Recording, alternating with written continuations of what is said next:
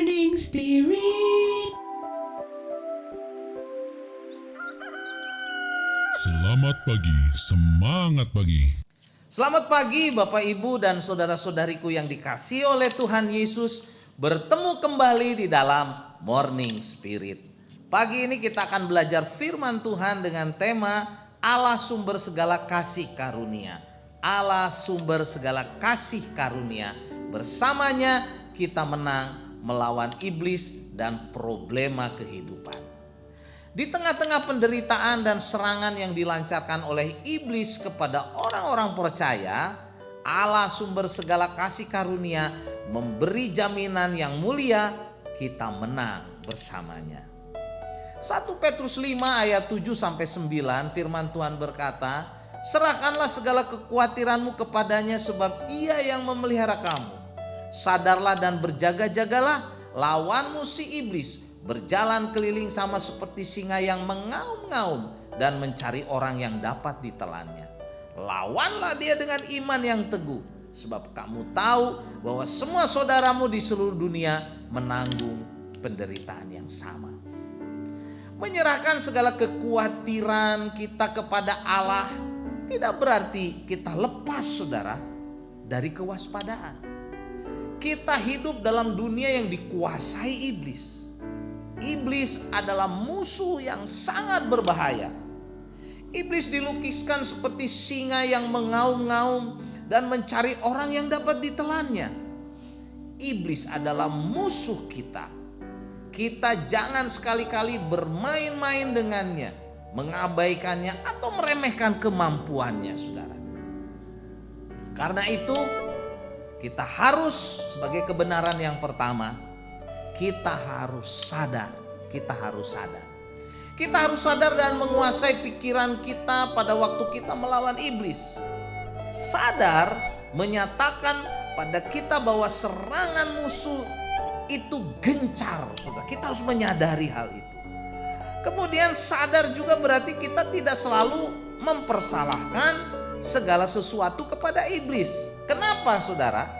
Ada orang yang seolah-olah melihat iblis adalah dalang di balik semua kesulitannya, sehingga menyalahkan iblis saat sakit kepala, saudara, atas mungkin ban yang motornya kempes, saudara, atau uang sewa rumah yang naik dan sebagainya. Padahal, saudara, ada banyak yang disebabkan oleh kelalaiannya sendiri. Kita harus sadar sesadar-sadarnya. Dan yang kedua, saudara, kita harus berjaga-jaga. Kita harus berjaga-jaga senantiasa. Selain sadar, kita harus mengenali dia. Kita harus mengenali iblis, karena iblis adalah bapa pendusta. Kita harus berjaga-jaga supaya jangan tertipu olehnya, saudara. Rasul Petrus mengatakan iblis seperti singa yang mengaum-ngaum. Tetapi di pihak lain, saudara, kita harus berhati-hati. Karena iblis juga bisa datang menyamar seperti malaikat terang, saudara. 2 Korintus 11 ayat 14 berkata, "Hal itu tidak usah mengherankan, sebab iblis pun menyamar sebagai malaikat terang." Jadi, saudara, iblis datang dalam dua wajah. Kalau memang seperti singa yang mengaum-ngaum, kita cepat tahu, saudara. Ataupun mungkin kita nggak sadar. Tetapi, saudara, ini lebih sulit lagi kalau seperti malaikat terang. Kita harus betul-betul teliti, kita harus mengujinya dengan kebenaran firman Tuhan dan pimpinan Roh Allah untuk mengetahui apakah benar ini dari Allah atau dari iblis. Dan yang ketiga, saudara, kita harus melawan iblis dengan iman yang teguh. Kita harus melawan iblis, saudara, dengan iman yang teguh. Orang Kristen harus melawan iblis dengan senjata iman. Kalau iman kita teguh, maka iblis tidak akan berhasil dengan niatnya yang jahat, saudara, untuk menjatuhkan kita. Melainkan ia terpaksa lari. Dia akan lari daripada kita. Yakobus 4 ayat 7 berkata, "Karena itu tunduklah kepada Allah. Tunduklah kepada Allah dan lawanlah iblis, maka ia akan lari daripadamu." Beriman kepada Allah artinya, saudara, pertama-tama percaya bahwa Tuhan Yesus telah mengalahkan dosa. Yang kedua, percaya Tuhan Yesus telah mengalahkan iblis. Dan yang ketiga, percaya Tuhan Yesus telah mengalahkan maut di atas kayu salib. Itulah saudara, kita sungguh-sungguh beriman kepada Allah. 1 Petrus 5 ayat 10 sampai 11 berkata, dan Allah sumber segala kasih karunia yang telah memanggil kamu ke dalam Kristus kepada kemuliaan yang kekal akan melengkapi, meneguhkan, menguatkan dan mengokohkan kamu sesudah kamu menderita seketika lamanya. Ialah yang empunya kuasa sampai selama-lamanya. Amin. Allah adalah sumber segala kasih karunia, tetapi Allah juga tidak menyingkirkan penderitaan dari kita, melainkan Ia akan menambahkan kepada kita kekuatan, saudara, kekuatan bagi kita untuk menghadapi penderitaan, untuk menghadapi godaan iblis. Kekuatan dari Allah memberikan kepada kita kemenangan, saudara, atas penderitaan dan godaan iblis. Rasul Petrus memakai 3 kata untuk menjelaskan pelengkapan yang dari Allah yang diberikan kepada kita. Yang pertama, saudara, Allah meneguhkan kita. Meneguhkan.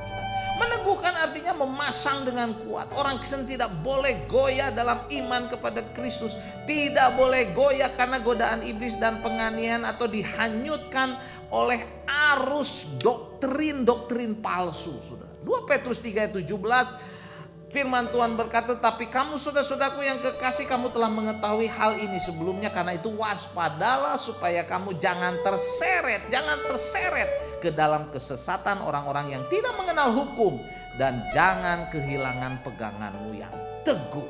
Jangan, saudara. Dan yang kedua, Allah menguatkan kita. Menguatkan berarti kekuatan yang Allah berikan kepada kita. Apa gunanya berdiri di atas dasar yang teguh jika tidak mempunyai kekuatan untuk bertindak? Kekuatan dari Allah yang memampukan kita dapat bertindak melawan godaan iblis dan menghadapi penderitaan serta problema hidup yang datang, saudara, dalam hidup kita. Dan yang ketiga, Allah mengokohkan kita. Mengokohkan berarti meletakkan dasar atau pondasi yang teguh. Matius 7 ayat 24 sampai 25, setiap orang yang mendengar perkataanku dan melakukannya, ia sama dengan orang bijaksana yang mendirikan rumah di atas batu. Kemudian turunlah hujan dan datanglah banjir, lalu angin melanda rumah itu, tetapi rumah itu tidak rubuh sebab didirikan di atas batu. Saudaraku, orang percaya yang dilengkapi oleh kuasa Allah dan firman-Nya akan tetap teguh, tidak bergoyah oleh godaan iblis, oleh berbagai macam badai, saudara, angin, penderitaan dan masalah kehidupan. Dan akhirnya Rasul Petrus dalam ayat 11 memuji akan kuasa Allah. Ia berkata, ialah yang mempunyai kuasa sampai selama-lamanya. Amin. Allah adalah sumber kasih karunia. Bersamanya kita menang melawan iblis dan problema kehidupan. Yakobus 4 berkata, karena itu tunduklah kepada Allah dan lawanlah iblis, maka ia akan lari daripadamu. Puji Tuhan. Mari kita, saudara, tunduk kepada Allah. Lawan iblis, iblis akan lari daripada kita. Amin. Mari kita berdoa.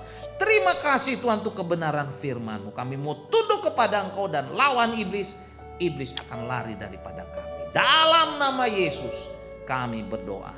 Amin. Amin. Bapak, Ibu dan saudara-saudariku yang dikasih oleh Tuhan, bila kita diberkati oleh Morning Spirit ini, silakan klik like, subscribe dan bunyikan loncengnya, bagikan kepada banyak orang. Sampai bertemu dalam Morning Spirit selanjutnya. Morning Spirit. Selamat pagi, semangat pagi.